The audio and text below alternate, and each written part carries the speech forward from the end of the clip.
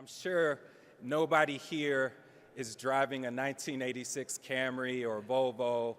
I would like to think that as the times change, so do our approach. In 1985, Georgia Governor Joe Frank Harris and the Democrat-controlled Georgia General Assembly, in an effort to address the serious funding shortage affecting all of Georgia's schools, passed the historic Quality Basic Education Act. This was a massive undertaking to really designed to increase the amount of funding throughout Georgia's public educational system, as well as to address the state's very low literacy, math, and reading scores. Now, 4 decades later, a new set of lawmakers and a new Georgia governor, all under the control of and dominated by the Republican Party, are having to revisit and address those very same issues. Today is Wednesday, February 12th, 2025. This is Political Update. I'm Tim Darnell, joined happily as always by Atlanta News First anchor, reporter, and journalist Rick Folbaum.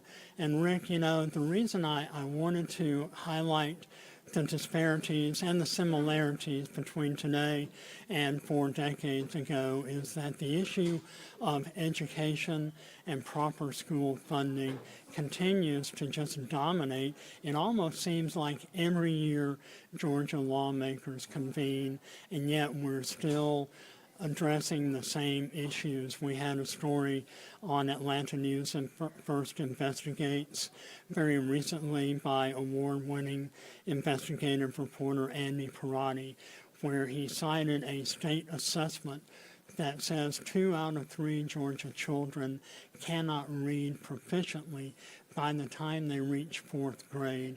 Why are we continually having to address these issues year in and year out? Well, it's a good question, and the question is, why haven't some new policies been introduced as a way of trying to solve these problems? Which, as you said, these are long-standing issues here in Georgia, and we're seeing these problems across the country as well, where reading scores and scores overall in schools around the country are lower than they should be. And so, what is the answer?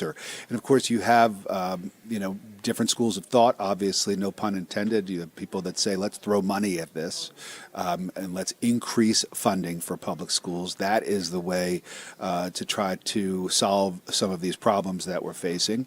And then you have other people who advocate a much different approach, which is not based on funding and adding more money into the school budgets, but in fact looking to find ways for more accountability and rising test scores through other means with more efficiency and different types of curriculums being introduced as a way of trying to boost scores. And so a lot of different ways of looking at this, and obviously the party that's in power right now here in the state, both, as you said, in the governor's mansion and also in the state legislature, the House and the Senate, are Republicans. And so it really will fall on their shoulders to come up with some kind of solution for how to deal with this, because for a lot of families, parents around the state of Georgia, they want to see results.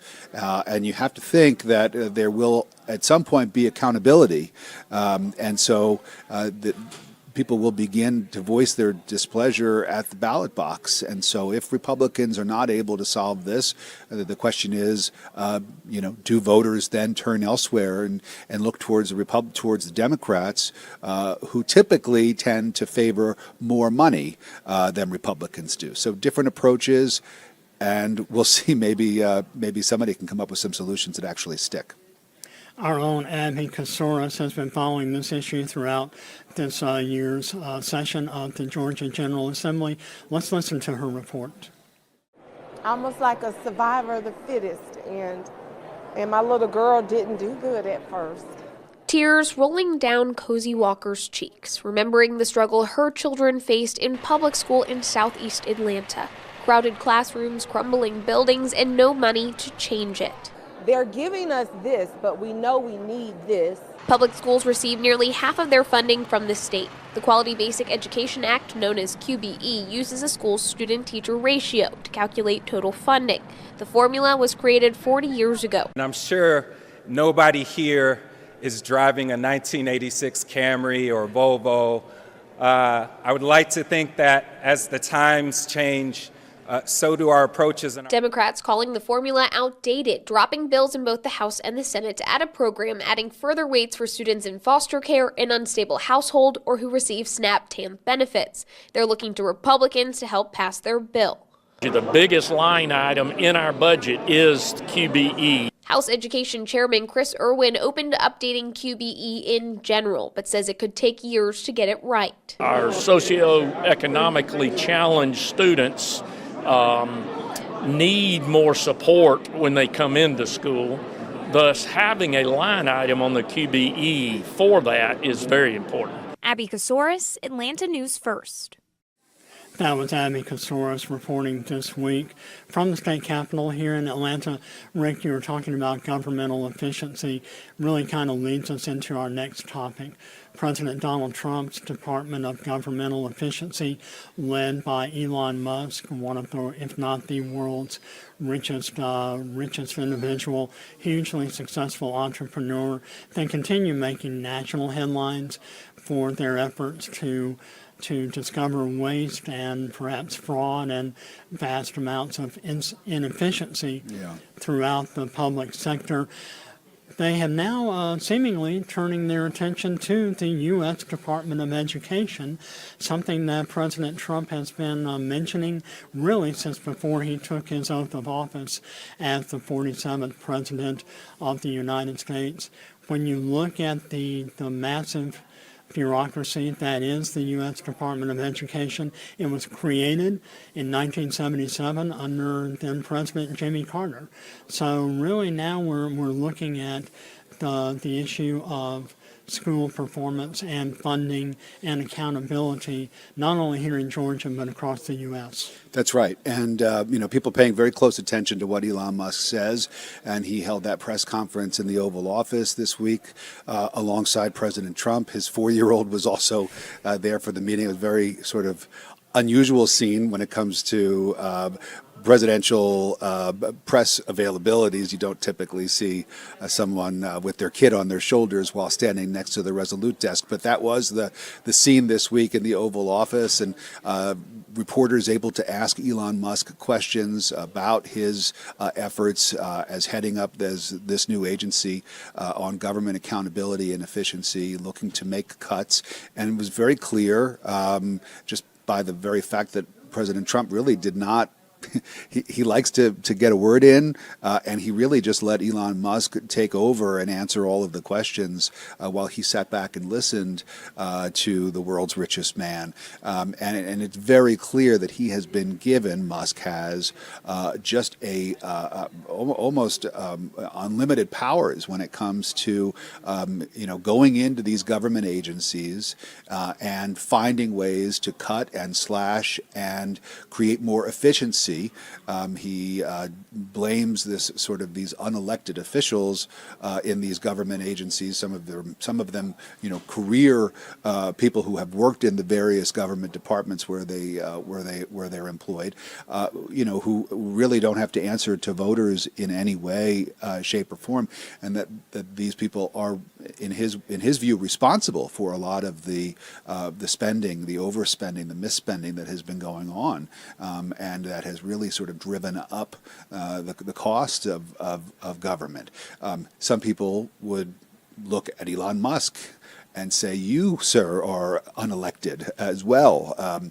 But he has been appointed this position by the newly elected president. Donald Trump obviously has a lot of faith in Elon Musk and a lot of respect for his success as a businessman, as I think do a lot of other people as well.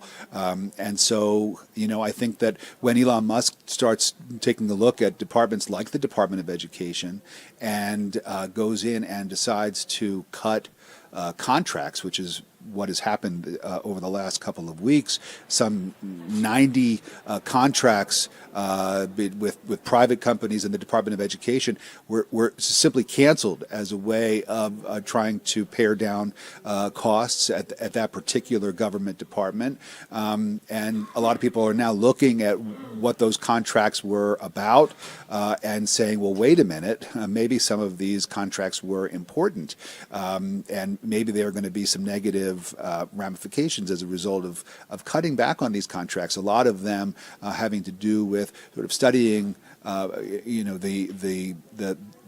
the productivity, the success of some of the different methods and methodology that is used to teach kids around the country.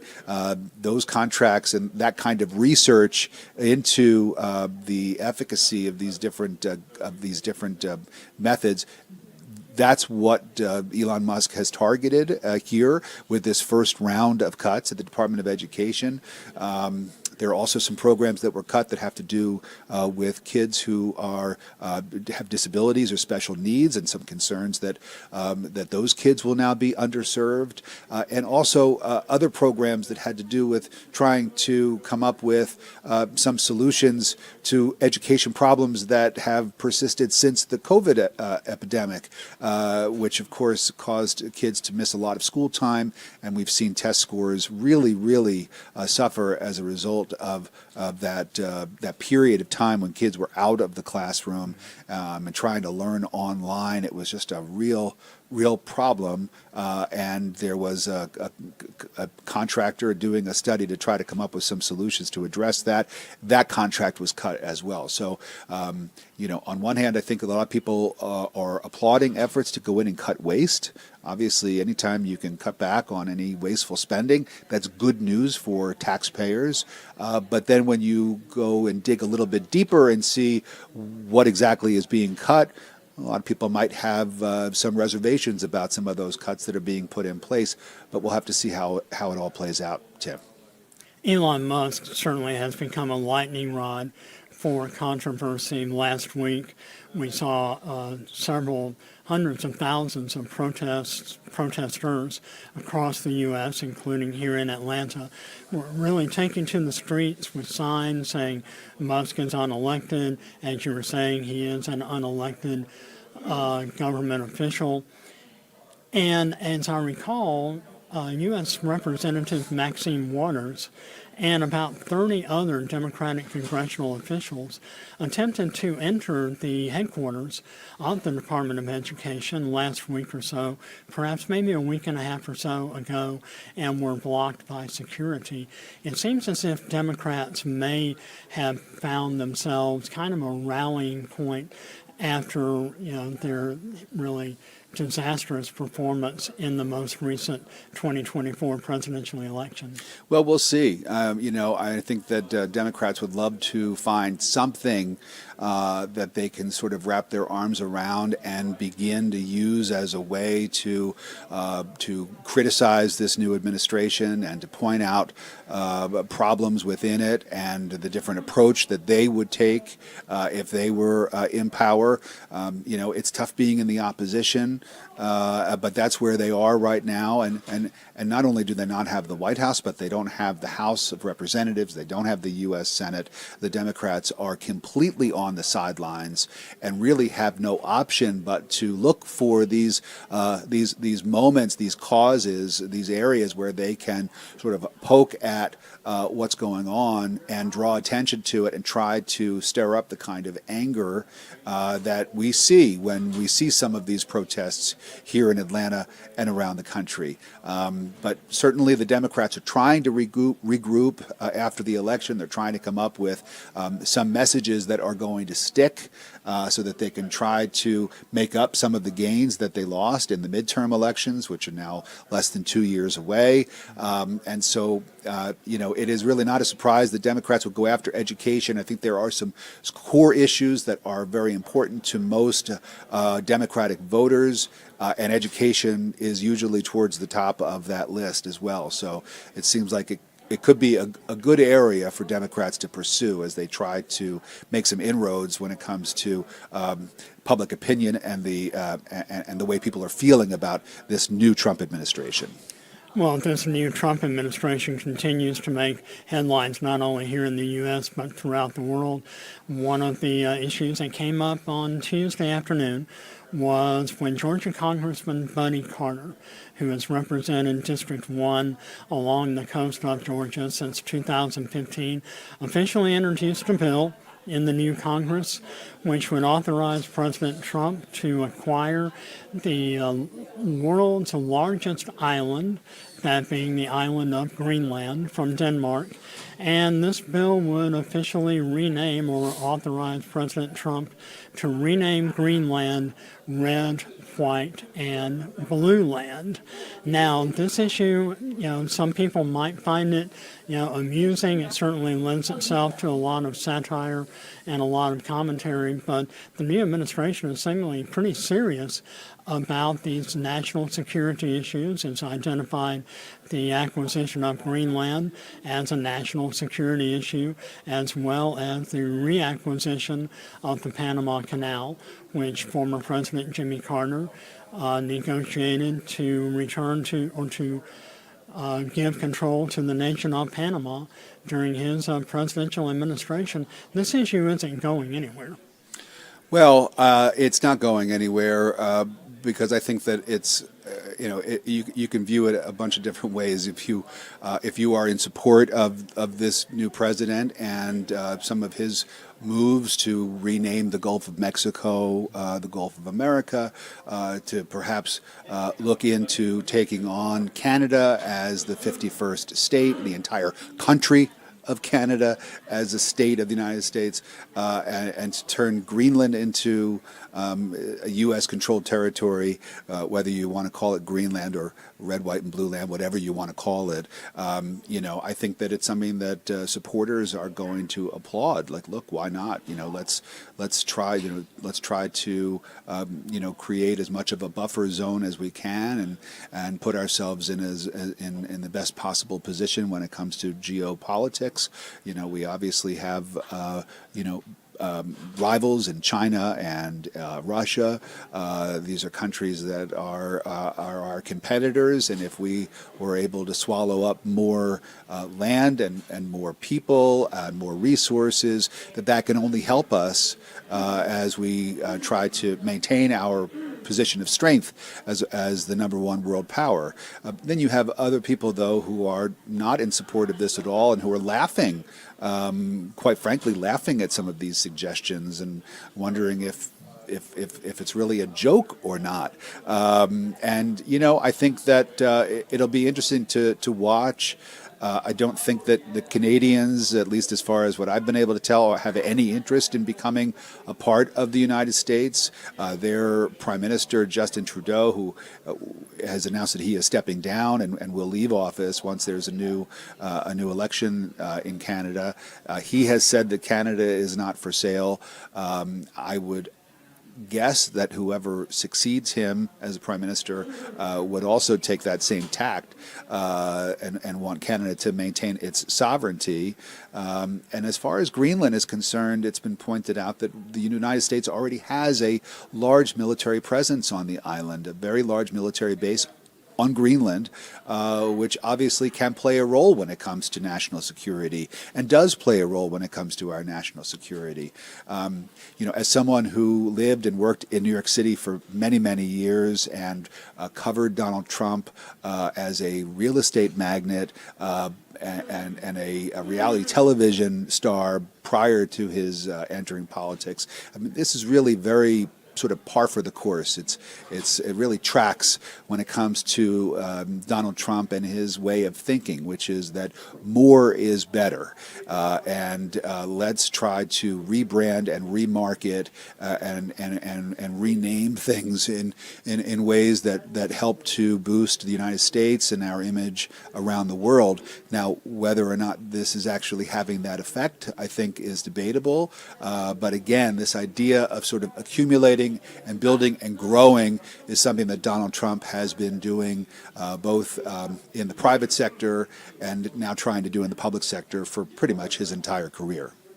Well, Georgia, no doubt, will continue to dominate the nation's political headlines, and we will continue to follow these and other issues here on Political Update on Atlanta News First. A reminder, you can watch every Wednesday at 1:30 p.m. on all of our streaming platforms, Political Update, and you can also listen to Political Update and all of Atlanta News First podcast on Spotify, Apple Music, Amazon, or your favorite podcasting platform. For Rick Folbaum, I'm Tim Darnell. Thanks for watching and listening to today's edition of Political Update on Atlanta News First and AtlantaNewsFirst.com.